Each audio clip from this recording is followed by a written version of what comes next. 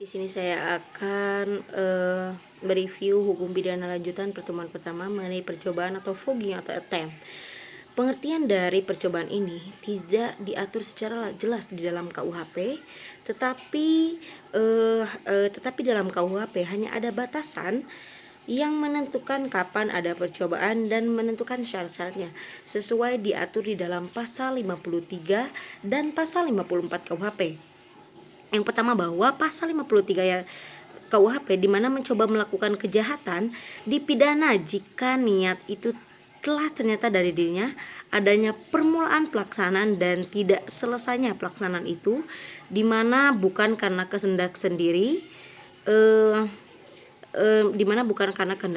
Yang kedua, maksimum pidana pokok terhadap kejahatan itu dikurangi sepertiga. Yang ketiga, jika kejahatan diancam dengan pidana mati dan pidana seumur hidup, maka dijatuhi hukuman pidana paling lama 15 tahun penjara. Yang keempat, pidana tambahan bagi percobaan adalah sama dengan kejahatan selesai. Pasal 54 KUHP menjelaskan mencoba melakukan pelanggaran tindak pidana.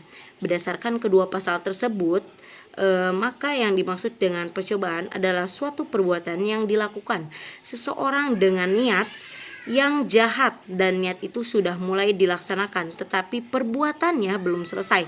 Tidak selesainya perbuatan tersebut bukan karena kehendaknya sendiri. Sifat-sifat percobaan adalah yang pertama, bahwa sebagai dasar atau alasan memperluas dapat dipidana orang, yaitu seorang dapat dikenakan sanksi pidana apabila sudah memenuhi unsur pasal 53 walaupun tidak memenuhi unsur delik. Jadi sifat dari pasal 53 ini, percobaan dipandang sebagai memperluas daripada dipidananya dan bukan memperluas deliknya. Yang kedua, sebagai dasar atau alasan memperluas dapat dipidananya perbuatan, yaitu bahwa tindak pidana percobaan merupakan suatu tindak pidana yang bulat dan lengkap.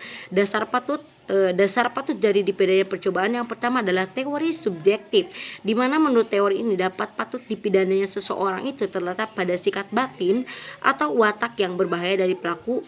Yang kedua adalah teori objektif. Dalam teori ini dibagi menjadi dua, yaitu teori objektif formil dan teori objektif material. Teori objektif formil yaitu perbuatan ini dianggap berbahaya terhadap tata hukum. Yang kedua, teori objektif material yang menganggap bahwa perbuatan ini dianggap berbahaya terhadap kepentingan dan tata hukum atau benda hukum. Unsur-unsur percobaan, yang pertama adanya niat, yang kedua adanya permulaan pelaksanaan, yang ketiga pelaksanaan tidak selesai karena kehendaknya sendiri. Yang pertama adanya niat, yaitu niat merupakan sikap batin dari diri pelaku yang tidak terlihat secara nyata. Niat dapat terlihat setelah ada permulaan pelaksanaan. Yang kedua, niat di sini harus berupa niat jahat atau mens rea yang berbeda dengan kesengajaan. Yang ketiga, niat masih berada dalam sikap batin sedangkan kesengajaan sudah nampak. Yang kedua adanya permulaan pelaksanaan. Terdapat perbedaan antara perbuatan persiapan dengan permulaan pelaksanaan. Di sini kita bisa melihat terhadap hal ini terhadap Ares Hograd dalam putusan MA Belanda tahun 1934.